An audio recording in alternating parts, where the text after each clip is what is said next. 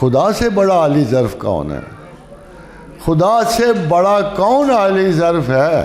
اگر دنیا کا ایک اچھا بندہ ہماری غلطیاں معاف کر دیتا ہے اور ہماری سزائیں معطل کر دیتا ہے تو یہ کو خدا سے بڑا تو عالی ظرف نہیں ہوں گے نا یہ، تو خدا ہم سب کو معاف کرے۔ ریممبر دس، کس کو نہیں کرے گا؟ جس کو خدا جو خدا مانتے ہی نہیں۔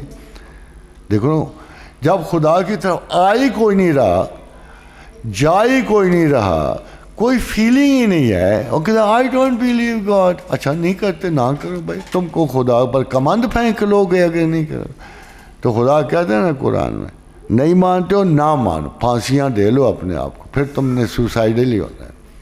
اور جو سوسائڈل ہوتے ہیں نا، سوسائڈل، ہاں جی، وہ اسی خوف اور اسی نا امیدی کے باعث جانے دیتے ہیں کہ امید اللہ ہے، جب اللہ ان کے دلوں سے اٹھ جاتا ہے تو نا امیدی انہیں قتل کر دیتی ہے، نا امیدی انہیں مار دیتی ہے۔ کیوں لوگ خودکشی کرتے ہیں پتہ ہے آپ کو؟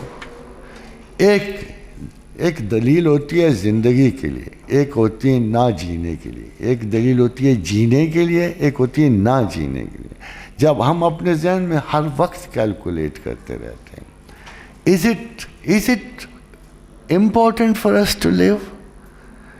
وہ کہتا ہے میرے پاس گھر کے پیسے نہیں ہیں کرائے کے، میرے پاس بچوں کے دودھ کے پیسے نہیں ہیں، میرے پاس کوئی ملکیتیں نہیں ہیں، میرے پاس یہ بھی نہیں ہے وہ بھی نہیں ہے۔ وہ کہتے ہیں it's better to die than to live۔ تو آرگومنٹ کدھر چلی گئی؟ موت کو چلی گئی نا، مایوسی کو چلی گئی، خوف کو چلی گئی کہ اگر میں اسی طرح زندہ رہوں گا تو میں اپنی زندگی کی بلا میں گرفتار رہوں گا اور میں ہمیشہ آزردگی کی حالت میں، تو مجھے کیا ضرورت ہے میں ساری عمر پریشان حال میں زندہ رہوں؟ تو اس لیے وہ چاہتا ہے یار جان چھڑاؤ، کل بھی مرنا ہے، آج ہی جان چھڑاؤ، فارغ ہو کے گھر چلتے بنو۔ مگر دوسری طرح ایک شخص ہے کہ جو اس امید پہ زندہ ہوتا ہے کہ میرا رب موجود ہے، میرا آقا موجود ہے، میرا وارث موجود ہے، جب بھی میں کسی اس قسم کی گردش میں آؤں گا، جب بھی اسے پکاروں گا وہ مجھے کچھ نہ کچھ عطا کر دے گا، زندہ رہنے کے لیے جواز دے دے گا، زندگی کے لیے کوئی مجھے قیام دے دے گا، اور اس طرح زندگی گزرتی ہے۔ اور خواتین و حضرات، اسی وجہ سے خودکشی مسلمانوں پہ حرام کی گئی ہے کہ تمہارا تو خدا ہے، کافر کرے تو جائز ہے اسے۔ قرآن کہتا ہے اس کا تو لا مولا لہم، اس کا تو آقا ہی کوئی نہیں ہے، اس کا تو مولا کوئی نہیں ہے، اس کا خدا کوئی نہیں ہے، یہ تو ایتھیسٹ ہے، اس لیے اس کا مرنا جائز ہے، اس کی خودکشی جائز ہے۔ مگر کسی مسلمان کو خودکشی جائز نہیں، اس لیے کہ اس کا خدا ہے، اس کا وارث ہے، اس کو پرووائڈ کرنے والا ہے، اس کو زندگی دینے والا ہے، زندگی کی حفاظت دینے والا ہے۔ ان ربی علی کل شیء حفیظ، وہ تو ہر زندگی کی حفاظت کرنے والا ہے۔ تو خواتین و حضرات، امید اللہ سے ہے، امید ہے، امید ہی امید ہے۔ وہ چھوٹی سی قرآن کی آیت ہے، اتنی خوبصورت آیت ہے کہ میں جب بھی پڑھتا ہوں میں یار اس سے بھی کوئی خوبصورت آیت ہو سکتی ہے کہ حسبی اللہ، حسبی اللہ علیہ یتوکل المتوکلون، اللہ کافی ہے اور سارے بھروسہ کرنے والے اسی پہ بھروسہ کرتے ہیں۔ عمران خان پہ نہیں کرتے، سمجھے؟ اس کو ہم نے چنا تھا نا آسانی کے لیے، فراغت کے لیے، بڑی اچھی چیز، پتہ لگا بھروسہ غلط کر گیا۔ اتنا بھروسہ ہمیں اللہ کی ذات پہ ہی کرنا چاہیے، اسی سے ہمیں توقع رکھنی چاہیے تھی، زندگی کی، بقا کی، صحت کی۔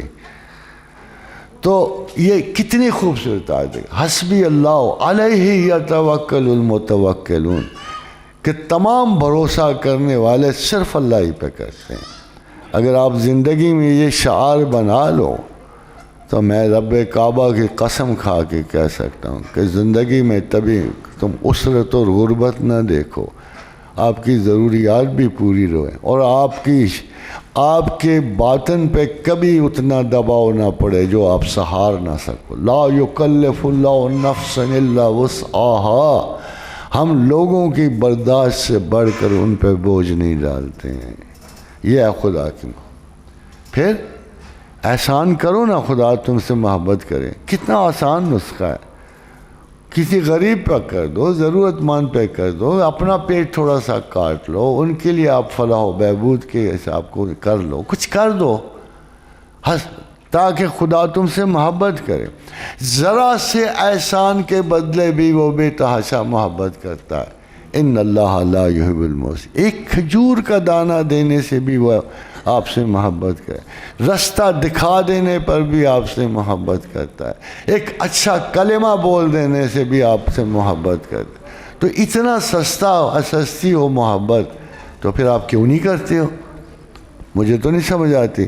ان اللہ یحب المحسنین. ان اللہ یحب المحسنین, یہ خالی ایک جگہ نہیں ہے. ان اللہ یحب التوابین و یحب المتطہرین. اللہ توبہ کرنے والوں سے بڑی محبت رکھتا ہے, اور توبہ اسی سے کی جاتی ہے کہ مجھے پتا ہو کہ انتہائی مہربان میرا خالق موجود ہے, میں جب پیچھے پلٹوں گا میں توبہ کر کے وہ مجھے معاف کر دے گا, صاف کر دے گا. تو اگر آپ کو اس کریم النفس ہستی کا نہیں پتہ جو ہر وقت آپ کا گناہ معاف کرنے پہ تلا ہوا ہے, یہ میں خود نہیں کہہ رہا ہوں, وہ کہہ رہا ہے. وہ کہہ رہا ہے کہ ان اللہ یغفر الذنوب جمیعا. وہ کہہ رہا ہے میں تو تمام گناہ معاف کرتا ہوں. یہ کس نے کہا یہ بڑا یہ چھوٹا؟ یہ وہ آیت ہے جس میں کوئی تخصیص نہیں ہے. ان اللہ ادھر سے کہہ رہا ہے ان اللہ یحب التوابین, میں توبہ کرنے والوں سے بڑی محبت رکھتا. ادھر سے کہہ رہا ہے ان اللہ یغفر الذنوب جمیعا, میں تمام گناہ معاف کر رہا ہوں. ادھر تمام گناہوں کی توبہ درج ہے, ادھر تمام گناہوں کی معافی درج ہے. پھر آپ کو کیا فکر ہے جی؟ کون سا غم ہے اللہ کے ساتھ جو آپ کو ڈستا رہتا ہے؟ But we have to pass through many stages. دیکھو اہل یقین پر آزمائشیں آتی ہیں, اور جو یقین نہیں رکھتے ان پہ عذاب آتے ہیں. یہ فرق یاد رکھیں. جو خدا کو مانتے ہیں ان پہ صرف آزمائشیں آتی ہیں, جو خدا کو نہیں مانتے ان پہ عذاب اترتے ہیں. جو یہ جرأت کرتے ہیں, کیونکہ کائنات میری نہیں ہے, آپ کی نہیں ہے, یہ سب تخلیقات اس کی ہیں, وہ پورا تصرف رکھتا ہے. اب آپ دیکھو قرآن حکیم میں ایک بات آئی کہ جب خضر جا رہے تھے نا, ایک لڑکے کو دیکھا بڑا ہینڈسم سا بال پھر رہا, پکڑ کے اس کا گلا گھونٹ دیا, مر گئے. بات تو کسی کو نہیں پتہ لگا ہوگا وہ لڑکا مر گیا. تو انہوں نے اگر میرے اپنے اندازے سے بھی آپ اپنے انداز کہ کتنا بڑا ظلم کیا, اور اتنا بڑا خدا کا بندہ خضر علیہ السلام.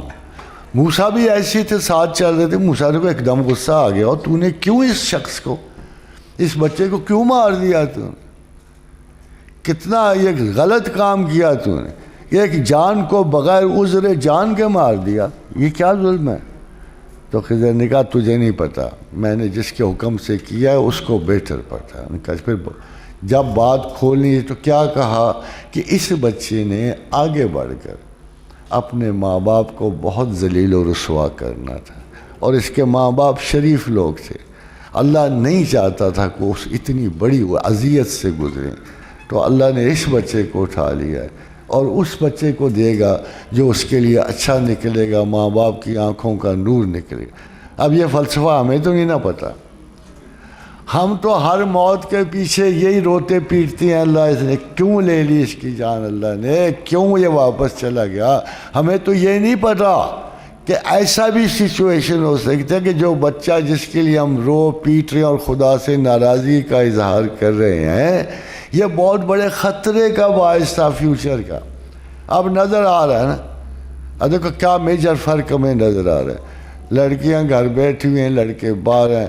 میں نے چھوٹی سی مدت میں یہ اس جگہ گجر خان میں صرف کو میرے خیال 50 کے قریب ینگ بوائز مرتے دیکھیں, موٹر سائیکلوں کے چکر میں, موڑوں پہ جا کے تیز رفتاری سے مر جاتے ہیں. ہمیں افسوس ہوتا ہے, ہمیں بھی افسوس ہوتا ہے.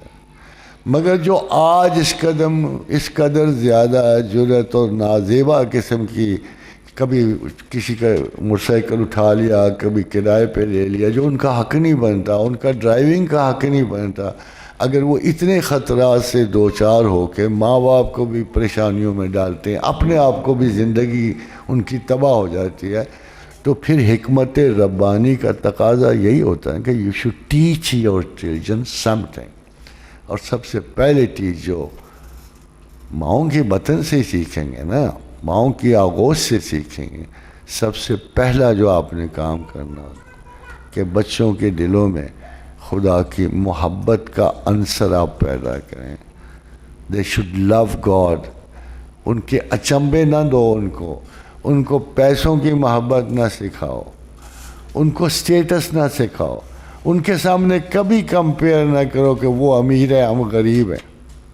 میری زندگی کا خلاصہ آپ کو بتا، we have seen 3 to 4 generations of human beings.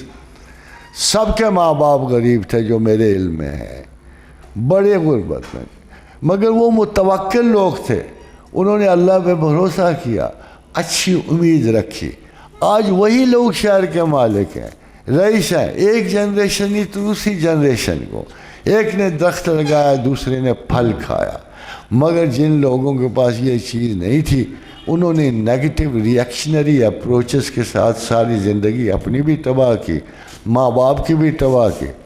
یعنی پہلے وہ بیچارے اچھے تھے، جب سے یہ دوڑ لگی ہے نا دوسرے کو دیکھنے کی، یہ جیلسیز شروع ہو گئی ہیں، اس کے پاس یہ ہے میرے پاس یہ نہیں ہے. یہ ساری ہیوز اور ہیو ناٹس کی جنگ ہے. ہیوز اور ہیو. جن ملکوں میں انقلاب آیا نا، آپ کو ان کا حال ہی نہیں پتا. اللہ نے ابھی اس حال تک آپ کو نہیں پہنچایا. خان صاحب رہے تو پہنچ جائیں گے مگر ابھی نہیں. اب دیکھو کہ رشیا میں انقلاب آیا، لاکھوں نہیں بلکہ کروڑوں لوگ مارے گئے. کیوں مارے گئے؟ آخر کیا انقلاب تھا؟ کس لیے لوگ اٹھے تھے؟ آپ کو پتہ ہے وہاں کا کیا حال تھا؟ ایک پل سے پیدل آدمی کے گزرنے پہ ٹیکس لگا ہوا تھا. ایک پل سے پیدل آدمی کے گزرنے پہ ٹیکس تھا، واپس آنے پہ ٹیکس تھا. ایک تندور میں 10 اگر روٹیاں لگتی ہیں تو ہر روٹی پہ علیحدہ علیحدہ ٹیکس لگا ہوا تھا. یہی ہو رہا ہے نا اب ہمارے ساتھ، یا ہونے والا ہے یا ہو چکا ہے.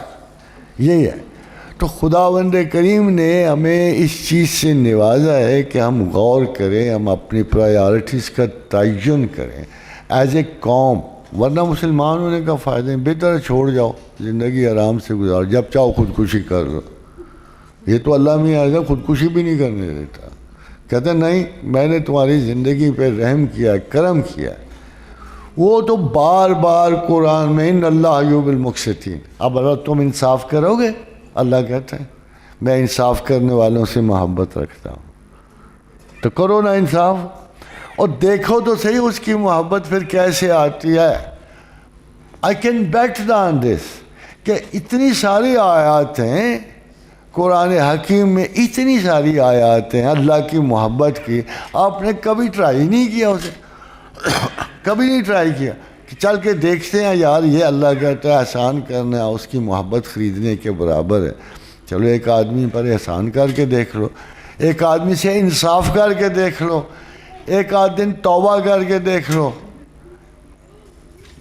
ہاں دیکھو ایک فزیکل صفائی پہ جو صاف ستھرے رہتے ہیں لوگ، مرد ہوں خواتین ہوں، ان سے بھی محبت کرتے ہیں. باقی تو چلو ذہنی ویلیوز ہیں، یہ تو اپنا بدنی ویلیو ہے کہ صاف ستھرا رہنا اللہ کے بڑے کرم کا باعث ہے، بڑی محبت کا باعث ہے. ہمارے پاس تو اتنی گنجائش ہے اللہ کی محبت خریدنے کی، اتنی تو سیل پہ گیگا مال میں نہیں ہوتی ہے. لو دیکھو لائنیں لگی ہوئی. کل پرسوں کا میں ادھر سے گزرتا ہوں، گاڑیاں ہی نہیں ختم ہو رہی کہ سیل پہ لگی ہوئی. اور یہ سیل کو کون خریدے گا؟ جو سیدھی جنت میں پہنچائے گی، جو آپ کو محلات خریدنے ہوں گے جنت سے. اس سیل کی طرف کیوں نہیں جاتے؟ یا میں نہیں کہتا دنیا چھوڑ دو، میں نے آپ کون سی چھوڑی ہوئی جو آپ کو ایڈوائز کروں؟ ہاں جی، اسی میں رہتے ہیں، اسی میں پلتے ہیں، اسی میں ہم پیار کرتے ہیں، اسی میں ہم انسیت پالتے ہیں، اسی میں نفرتیں بھی ہوتی ہیں. But we have tried not to hate. اللہ کا فضل ہو نا تو انسان کو سب سے بڑی جو اہلیت حاصل ہوتی ہے کہ we try not to hate, we try to love.